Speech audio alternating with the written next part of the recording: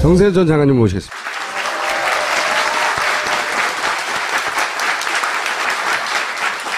저희가 두 가지 여쭤보려고 하는데 큰 덩어리로는 이 한일군사정보협정이 있지 않습니까? 이게 일본은 왜 하려고 하는 건지, 미국은 왜 하려고 하는 건지, 그리고 우리나라는 왜 이렇게 서두르는 건지 제일 중요한 이 세 가지를 묶어서 여쭤보고 싶은 거고, 또 하나는 이제 트럼프 왔는데 이제 어떻게 되냐 우리.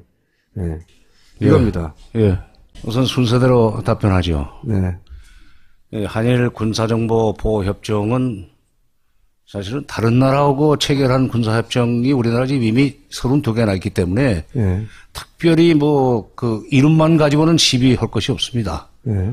문제는 지난주에 누가 김동엽 교수가 와서 얘기를 했다고요? 네, 잠깐 얘기했습니다. 교수님들은 좀 어렵게 얘기를 하지. 그래서 아마 좀 보충 설명을 하고 저를 부르신 것 같은데, 이거는 처음에 이게 사실은 미국의 지시에 의해서 움직이는 거예요. 미국의 지시에 의해서. 그럼 미국은 왜 한일 군사정보보호협정을 체결하도록 자꾸 이렇게 촉구를 했는가? 미국이 2010년대로 넘어오면서 특히 시진핑 체제 출범 이후에 미국이 중국을 그대로 놔둬가지고는 동아시아에서 미국의 헤게모니, 패권을 잘못하면은 그 반쪽이나든지 뺏기지는 않겠지만은 미국의 국가이익이 상당히 타격을 입겠다 하는 그런 계산을 하게 됩니다. 중국 경제는 계속 지금 커지고 있잖아요. 미국 경제는 그렇게 빠른 속도로 커지지를 못합니다. 워낙에 부자이긴 하지만은 그 군사비를 매년 2013년부터는 매년 1년에 500억 달러씩 삭감을 해 나가야 되는 그런 정도의 재정 절벽에 부딪혀 있어요. 그럼 2022년까지는 국방 예산을 늘리지를 못할 뿐만 아니라 오히려 깎아야 됩니다. 500억 달러면 어느 정도냐? 우리나라 금년도 국방 예산이 385억 달러밖에 안 됩니다. 우리나라 국방비 전액보다도 훨씬 더 많은 액수를 삭감을 해야 되는데 이게 중국이라는 나라를 찍어 놓으려면은 돈이 든단 말이에요. 이 지역에다가 그 무기를 배치를 하든지 사드 다 그런 거지만. 근데 그 돈을 지불할 수 있는 능력이 없는데 마침 그 돈을 대신 내고라도 자기 군사를 강화해서 중국을 견제해 줄 나라가 누구냐? 일본입니다. 어머, 너무 잘 이해돼. 장관님 화이팅! 저렇게 학생이 잘 알아들으면 선생은 재미가 있습니다. 작년 4월 28일 날 아베가 미국에 가지 않았습니까? 가서 체결한 것이 신미일 방위협력 지침이라는 겁니다. 신미일 방위협력 지침은 자유대회 해외 출병을 허용 내지는 지원하는 내용이에요. 그러니까 미군을 지원한다는 핑계만 댈 수 있으면 일본은 자유대는 세계 어디든지 갈 수 있습니다. 자유대라는 게 뭡니까? 자기 영토 안에서 방어만 해낼 수 있는 자위만 할 수 있는 겁니다. 원래는 군대라는 것은 상대방이 나를 칠 것 같아 하면은 먼저 선제 공격을 할 수도 있는 것이 군대 아니에요.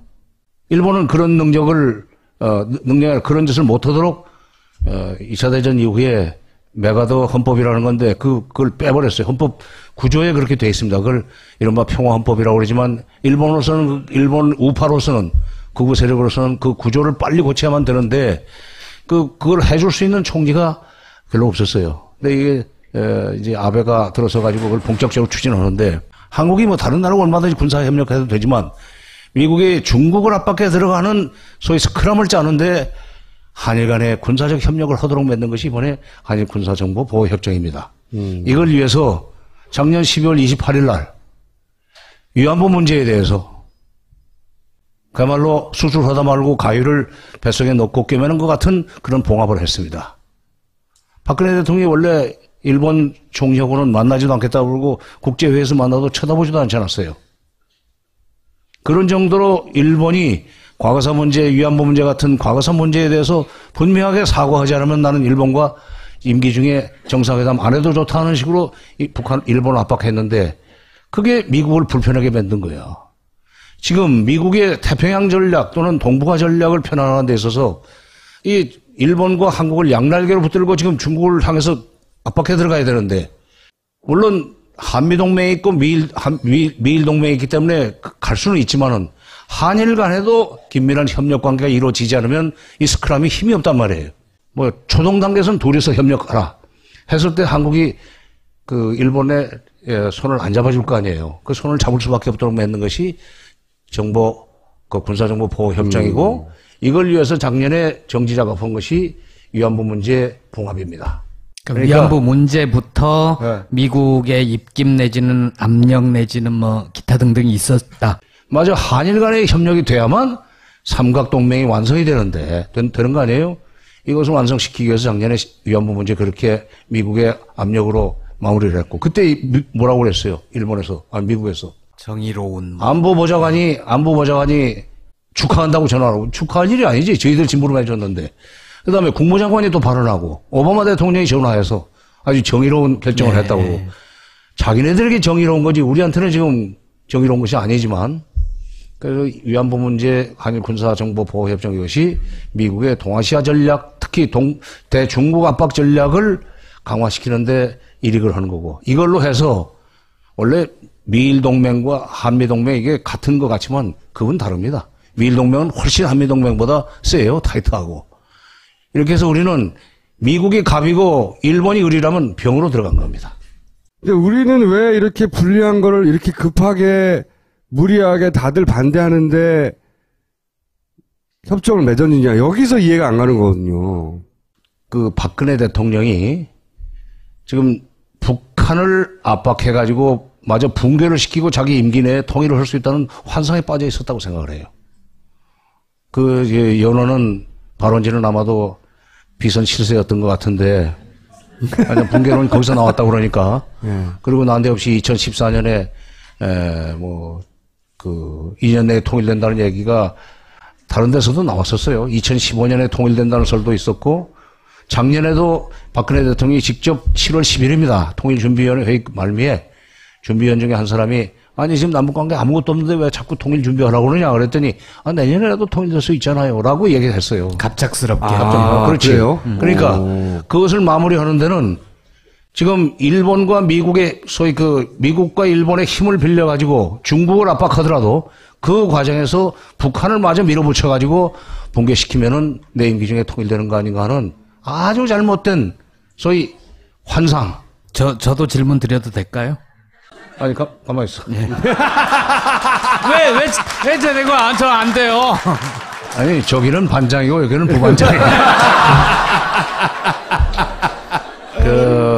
그러니까, 지금 우리는, 박근혜 대통령이 뭔가 지금 북한을 미워하는 그런 마음 때문에 이렇게 이제 시작이 됐는데, 한때는 중국과 미국 사이에서 균형을 잡겠다고 해가지고, 작년 9월 3일 날 천안문 왕로에 서서 시진핑하고 같이 이렇게 웃는 모습으로 사진도 찍고 그러지 않았었어요? 그렇죠, 맞아요. 예.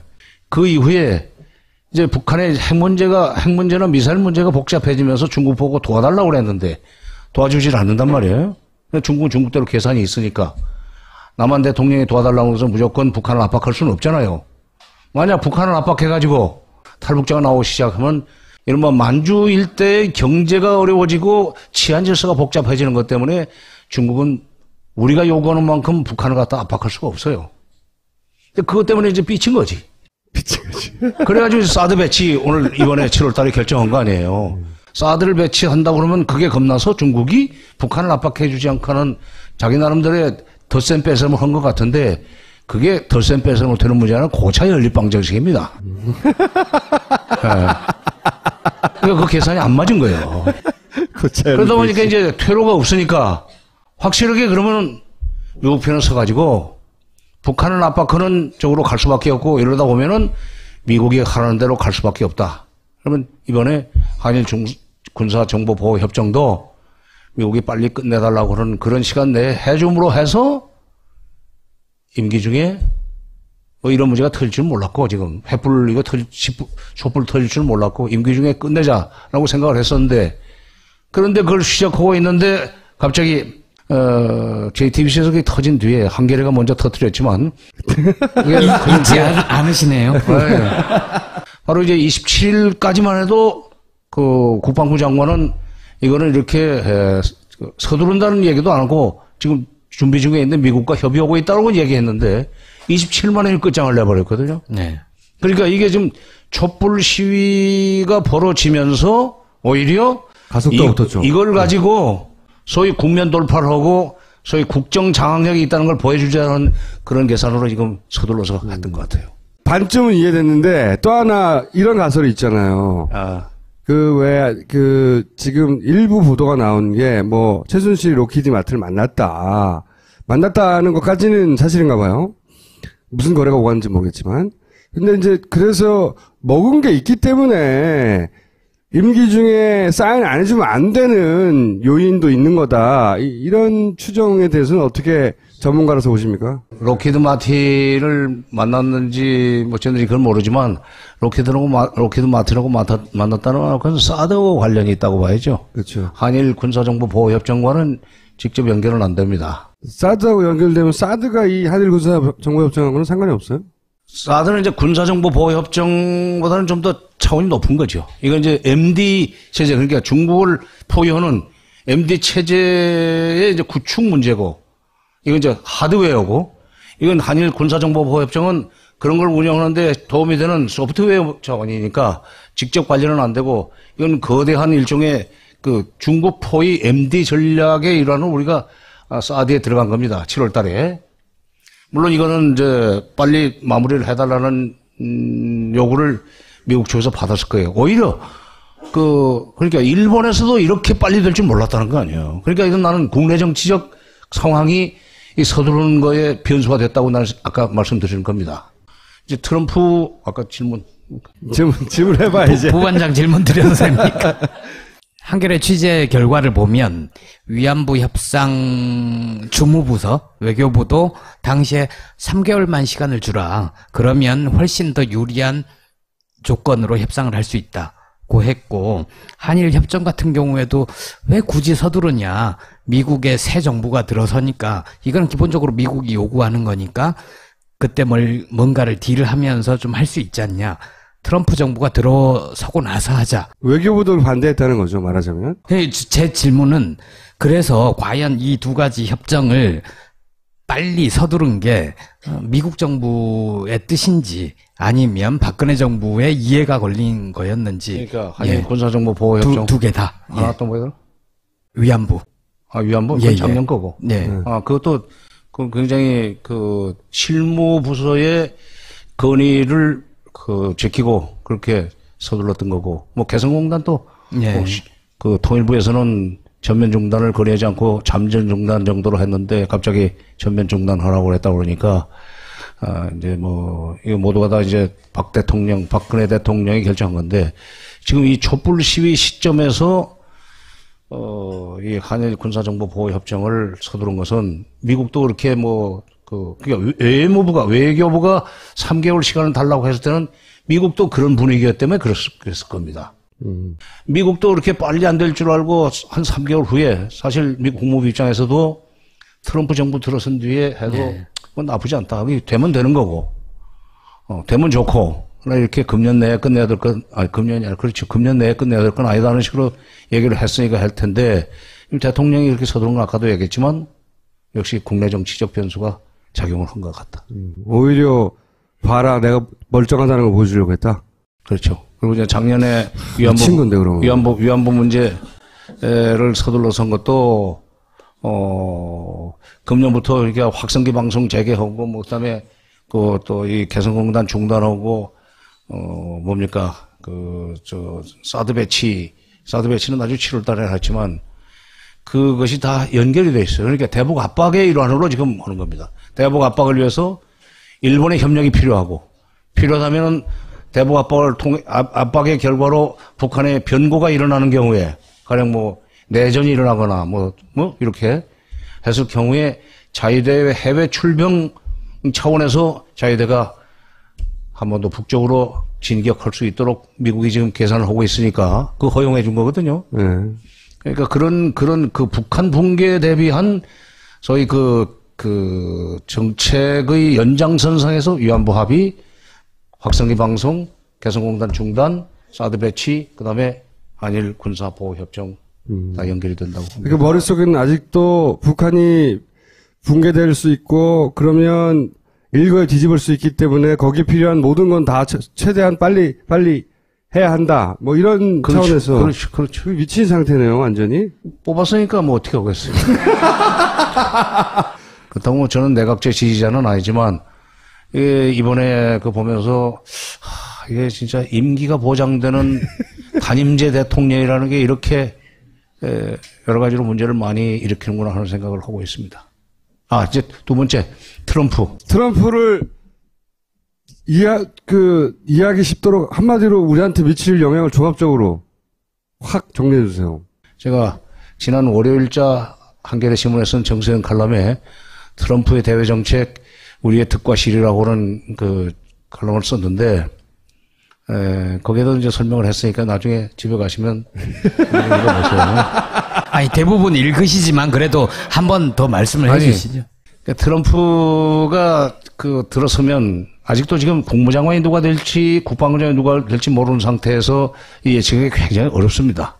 지금까지 거론된 사람들은 굉장히 이제 강경파 내지는 뭐 매파 또는 극단적인 선택도 할 수 있는 사람으로 거론되어 있기 때문에 그 점은 매우 좀 불안한 측면이 있는데 자기는 미국 우선주의로 간다. 남은 나라를 위해서 돈 안 쓴다 이제.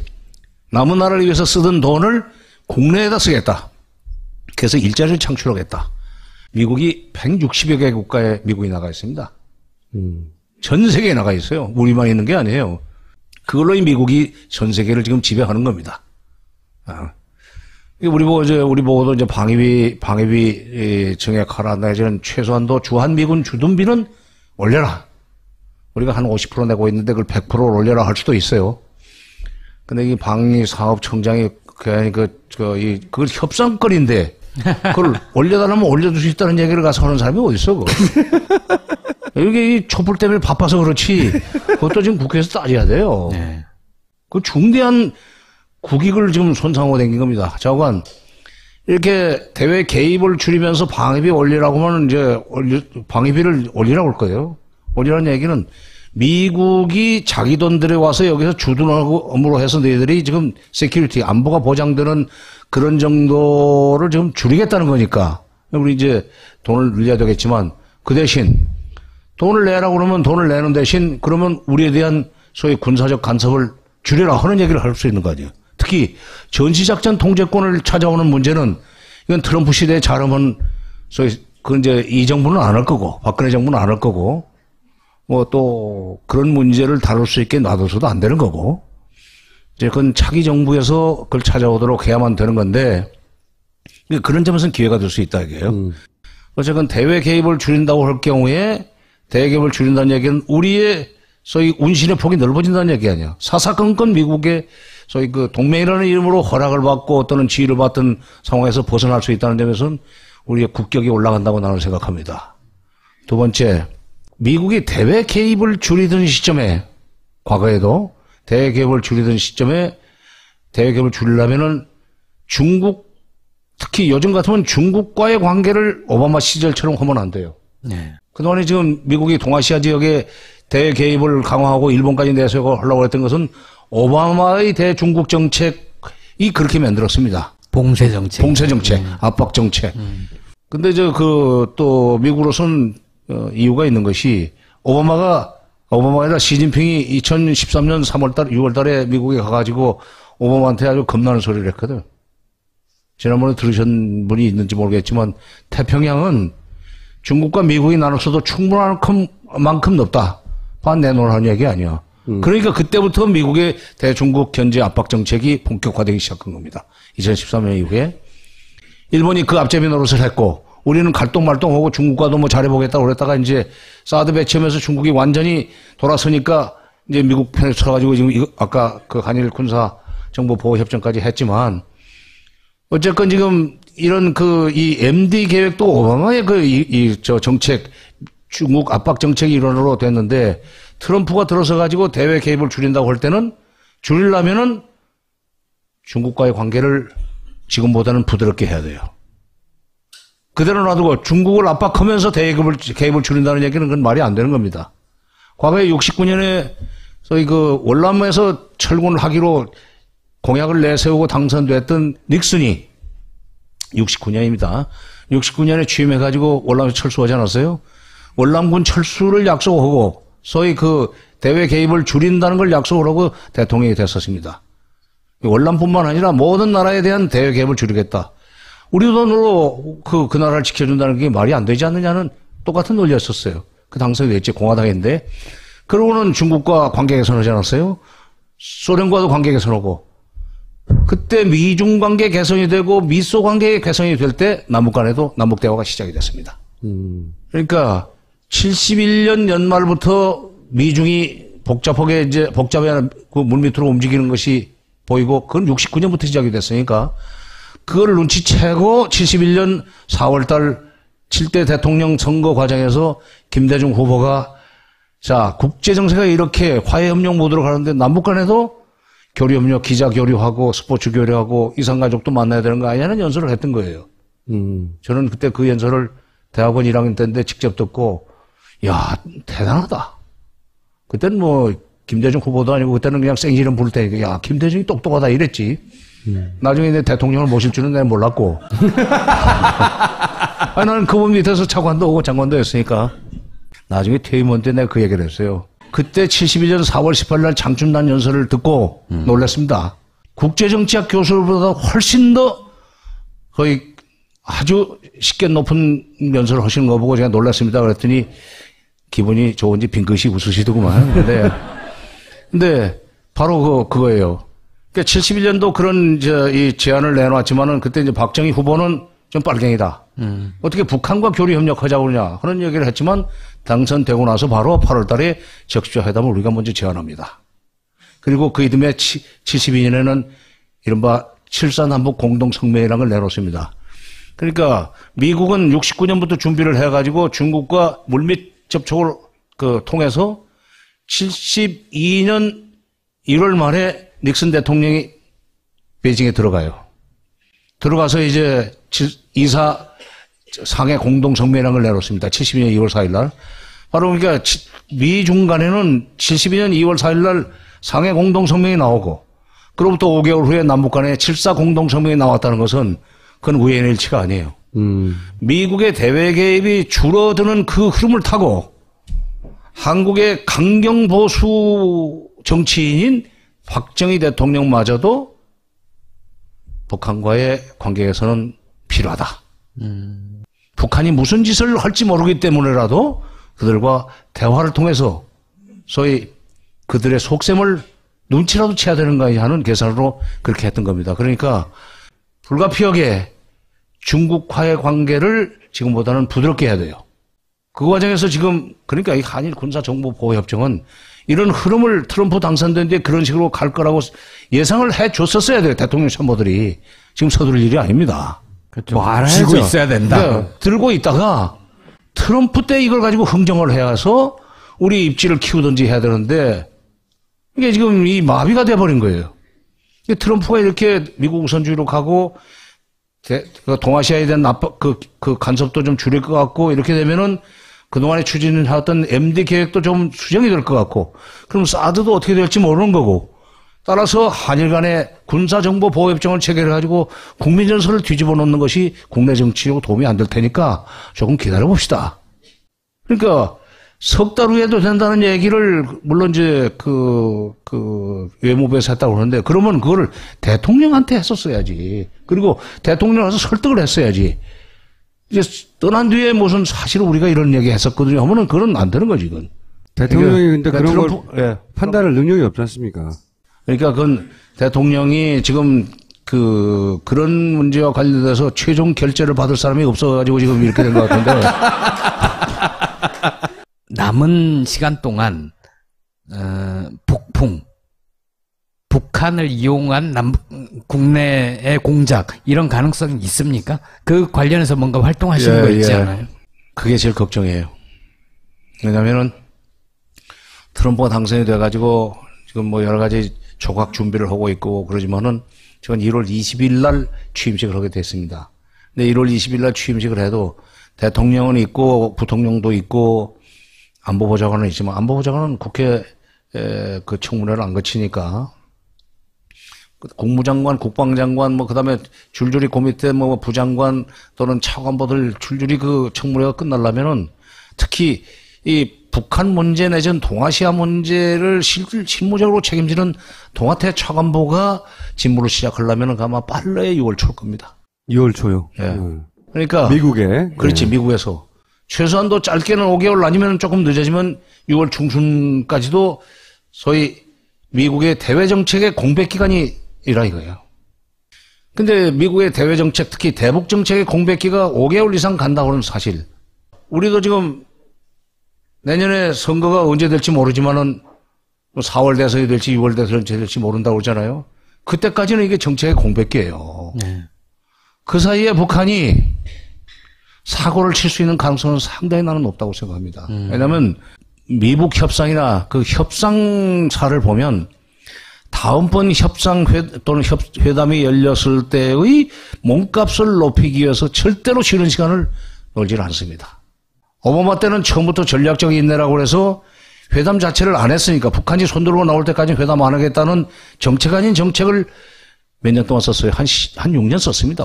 그 정책도 아니에요. 그렇게 맺는 것은 이명박 정부지만 미국이 그렇게 나가게 맺는 건 이명박 정부예요.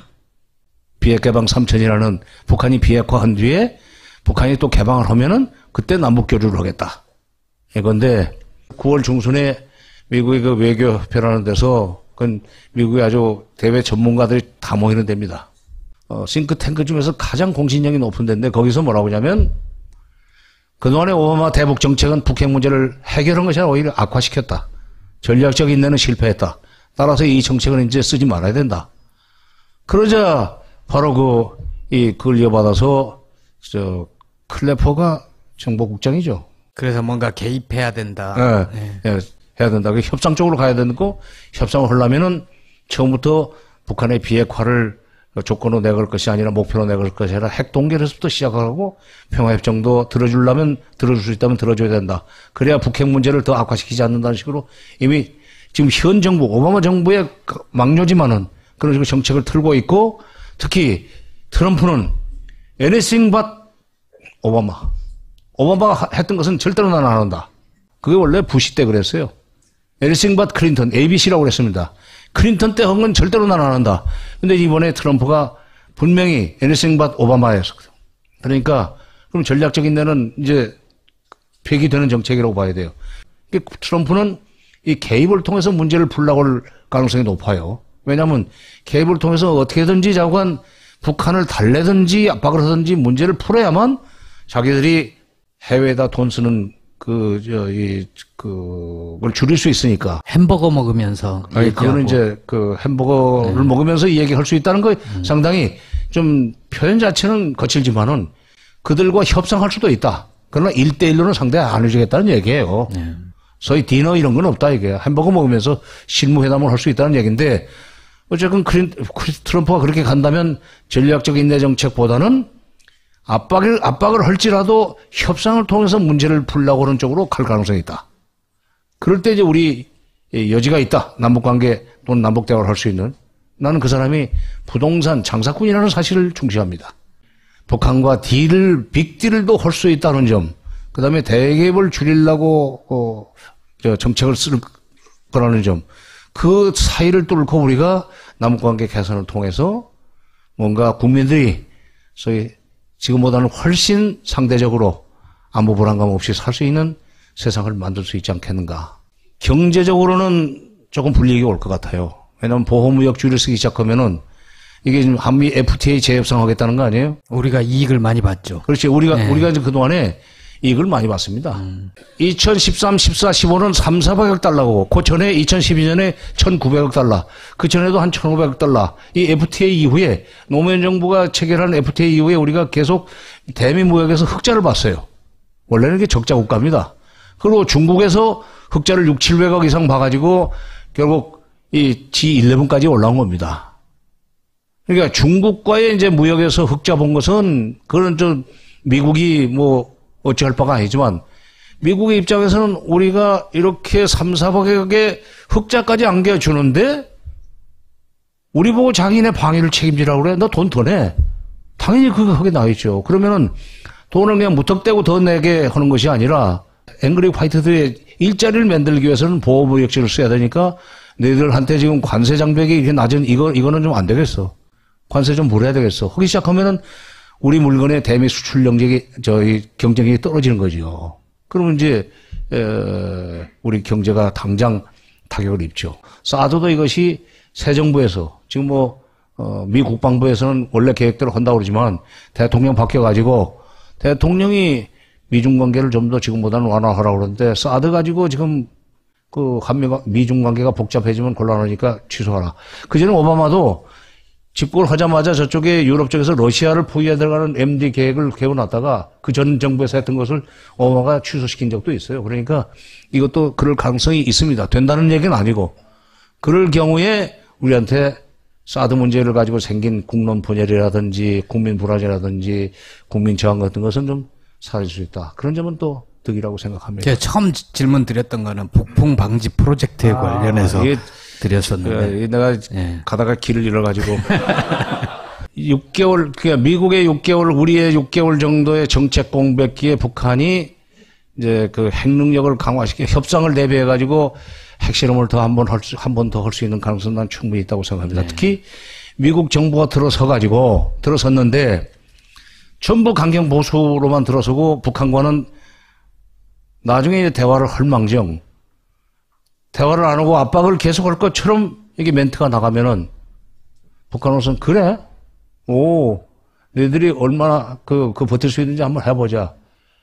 우리가 막무가내로 벼랑 끝을 쓰면 니까지 놈들이 돌이 있겠어? 그리고 그 사람들은 과거에 그런 식으로 벼랑 끝전술을 써가지고 결국 미국이 북한을 비공식적으로 만나자고 해서 왜 그래? 달래면서 회담을 하자고 했던 그렇게 성공의 추억이 있습니다. 기록이 있어요. 북한이 그럴 수도 있지만 궁지에 몰린 우리 정부나 정보기관이나 글쎄 이제 그것도 지금 생각해 봐야 되는데 우선 첫째 북한이 사고 칠 수 있는 가능성이 있다고 하는 점 그거는 절대로 남한을 의식해서 한 건 아닙니다. 미국을 상대로 하는 정도예요. 그런데 그 불똥은 우리한테 떨어지거든. 그렇게 되면은 누가 살아나느냐? 식물 대통령이 살아납니다. 왜냐하면 이런 시기에 대통령에게 소위 외치를 할 수 있는 권한을 돌려줘야 되는 거 아니냐. 내치를 하더라도. 더구나 이 야당에서 한때 참 어리석게도 내치는 손대지 말고 외치는 하라고 하는 얘기를 하지 않았어요. 그게 내치 외치가 떨어질 수가 없는 거예요. 그렇죠.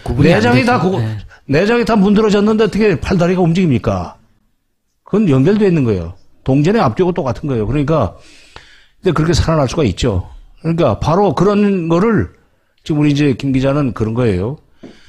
그런 상황을 소위 촉발하기 위해서 뭔가 지금 작용을 해가지고 북한으로 하여금 그런 일을 하도록 하거나 적어도 남쪽에 대해서 가령 판문점 과거 90 예전에 그런 적이 있잖아요. 총풍, 북풍 이걸 유도할 수도 있다 하는 얘기인데 글쎄요 이제 그 국민들이 그런 것을 계속 그러니까 정치권에서 미리 그런 엄포를 놔줘야 돼. 그래서 미리 그렇게 하면은 못하죠. 어떨 때는 그런 얘기하는 사람이 약간 좀 너무 앞서가는 거 아니냐 하는 식의 비난을 받을 수 있지만 그런 식을 못하게 하기 위해서는 소위 비중 있는 정치인이 경고조로 꿈도 꾸지 마라. 이렇게 하고 언론이 다 받아서 진짜 이렇게 되면은 정말 이제 촛불은 횃불로 된다라든지 이렇게 경고를 해줘야죠. 오늘 가장 마지막 메시지는 북한을 이용해서 북풍을 만들려고 하는 이 공작을 꿈꾸고 있는 국내 세력들한테 경고를 계속 날려야 된다. 대통령의 소위 현 대통령의 장악력이 좀 생길 수 있다는 계산 때문에 할 수 있는데 우리 국민들은 다 알고 있으니까 허튼 수작하지 말라는 식의 경고를 보내야죠. 알겠습니다. 감사합니다.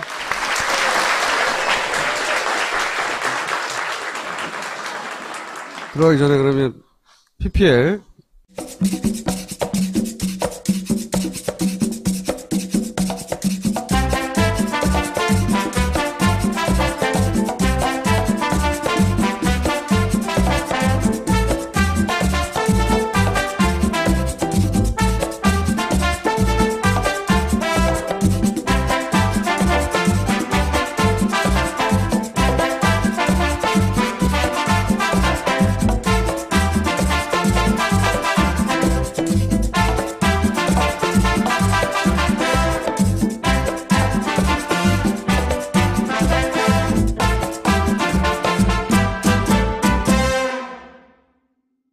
아름다운 재단입니다. 세월호 사건으로 부모를 잃은 아이들에게 건강보험료를 부과한 사실이 알려졌어요. 그래서 2016년 1월부터 부모가 없는 미성년자는 재산이 있더라도 소득이 없으면 건강보험료를 내지 않도록 제도가 개선되었는데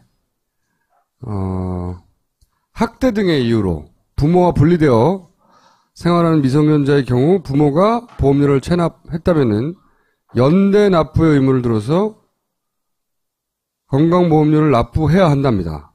미성년자가.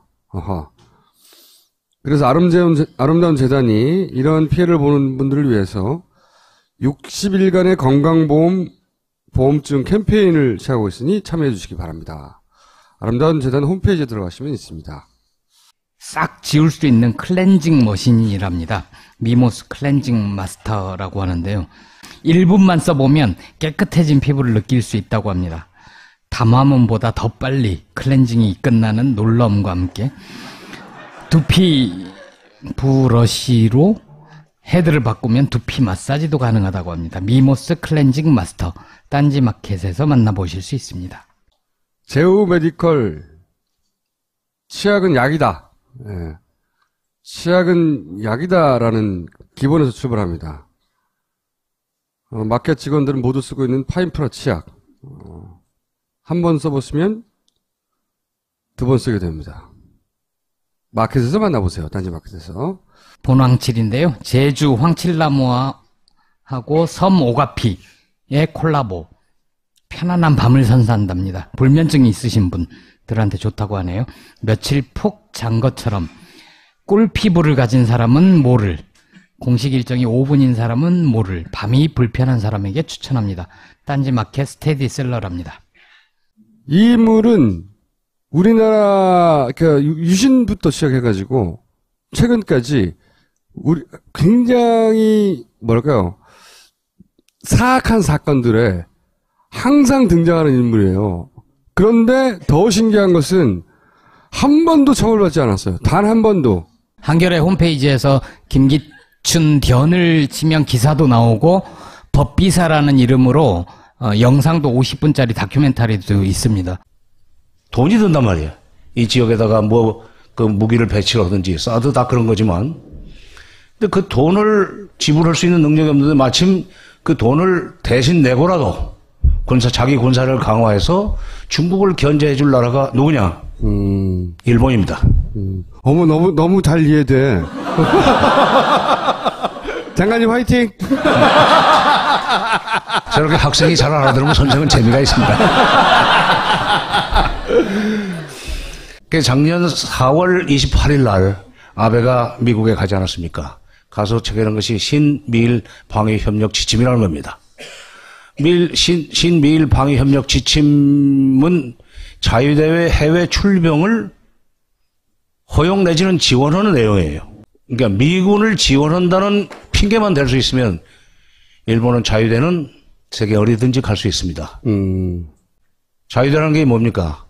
자기 영토 안에서 방어만 해낼 수 있는, 자유만 할 수 있는 겁니다. 원래는 군대라는 것은 상대방이 나를 칠 것 같아 하면은 먼저 선제 공격을 할 수도 있는 것이 군대 아니에요. 일본은 그런 그런 짓을 못하도록 2차 대전 이후에 메가더 헌법이라는 건데 그걸 빼버렸어요. 헌법 구조에 그렇게 돼 있습니다. 그걸 이른바 평화헌법이라고 그러지만 일본 우파로서는, 극우 세력으로서는 그 구조를 빨리 고쳐야만 되는데 그걸 해줄 수 있는 총기가 별로 없었어요. 근데 이게 이제 아베가 들어서 가지고 그걸 본격적으로 추진하는데, 한국이 다른 나라와 얼마든지 군사 협력해도 되지만 미국이 중국을 압박해 들어가는 소위 스크럼을 짜는데 한일 간의 군사적 협력을 하도록 맺는 것이 이번에 한일 군사정보 보호협정입니다. 이걸 위해서 작년 12월 28일 날 위안부 문제에 대해서 그야말로 수술하다 말고 가위를 뱃속에 넣고 꿰매는 것 같은 그런 봉합을 했습니다. 박근혜 대통령이 원래 일본 총리하고는 만나지도 않겠다고 그러고 국제회의에서 만나도 쳐다보지도 않지 않았어요. 그런 정도로 일본이 과거사 문제, 위안부 문제 같은 과거사 문제에 대해서 분명하게 사과하지 않으면 나는 일본과 임기 중에 정상회담 안 해도 좋다는. 정세현 전 장관님 모시겠습니다.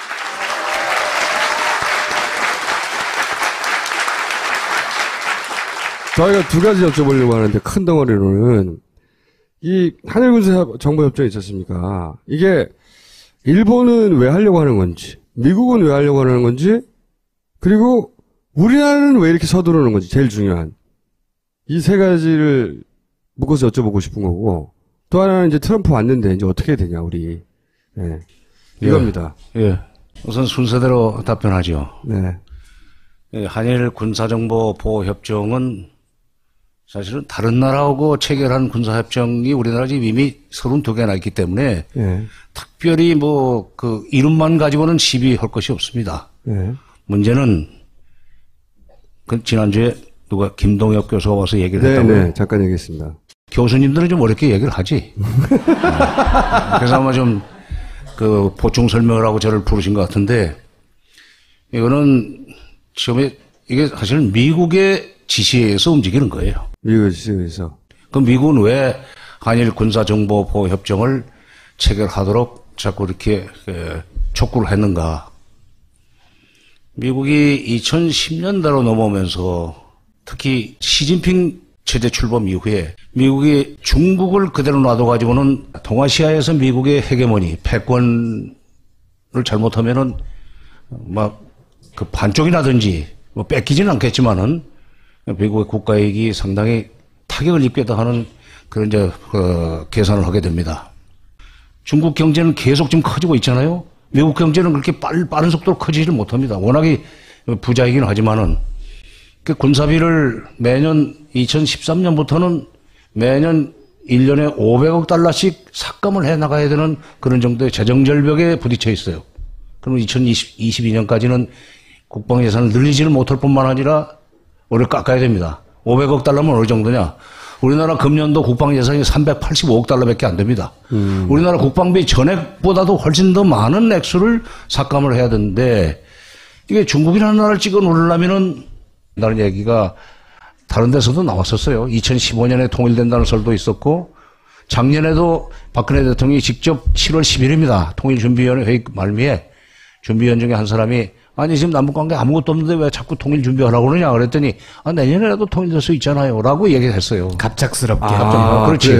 그러니까 그것을 마무리하는 데는 지금 일본과 미국의 소위 그 미국과 일본의 힘을 빌려가지고 중국을 압박하더라도 그 과정에서 북한을 마저 밀어붙여가지고 붕괴시키면은 내 임기 중에 통일되는 거 아닌가 하는 아주 잘못된 소위 환상.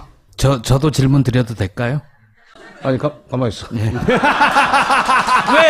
왜 저래고 저 안 돼요? 아니, 저기는 반장이고, 여기는 부반장이에요. 그러니까, 지금 우리는, 박근혜 대통령이 뭔가 지금 북한을 미워하는 그런 마음 때문에 이렇게 이제 시작이 됐는데, 한때는 중국과 미국 사이에서 균형을 잡겠다고 가지고, 작년 9월 3일 날 천안문 왕로에 서서 시진핑하고 같이 이렇게 웃는 모습으로 사진도 찍고 그러지 않았었어요? 그렇죠, 맞아요. 예. 그 이후에 이제 북한의 핵 문제나 미사일 문제가 복잡해지면서 중국 보고 도와달라고 그랬는데 도와주질 않는단 말이에요. 중국은 중국대로 계산이 있으니까 남한 대통령이 도와달라고 해서 무조건 북한을 압박할 수는 없잖아요. 만약 북한을 압박해가지고 탈북자가 나오기 시작하면 이른바 만주 일대의 경제가 어려워지고 치안 질서가 복잡해지는 것 때문에 중국은 우리가 요구하는 만큼 북한을 갖다 압박할 수가 없어요. 그것 때문에 이제 삐친 거지. 삐친 거지. 그래가지고 사드 배치 오늘 이번에 7월 달에 결정한 거 아니에요. 사드를 배치한다고 그러면 그게 겁나서 중국이 북한을 압박해주지 않고는 자기 나름대로의 덧셈 뺄셈을 한 것 같은데 그게 덧셈 뺄셈을 되는 문제는 고차 연립방정식입니다. 그러니까 그 계산이 안 맞은 거예요. 그러다 보니까 이제 퇴로가 없으니까 확실하게 그러면 미국 편에 서가지고 북한을 압박하는 쪽으로 갈 수밖에 없고 이러다 보면은 미국이 하라는 대로 갈 수밖에 없다. 그러면 이번에 한일 군사정보보호협정도 그 식으로 북한, 일본을 압박했는데 그게 미국을 불편하게 만든 거예요. 지금 미국의 태평양 전략 또는 동북아 전략을 편안하는 데 있어서 이 일본과 한국을 양날개로 붙들고 지금 중국을 향해서 압박해 들어가야 되는데 물론 한미동맹이 있고 미일 동맹이 있기 때문에 갈 수는 있지만은 한일 간에도 긴밀한 협력 관계가 이루어지지 않으면 이 스크럼이 힘이 없단 말이에요.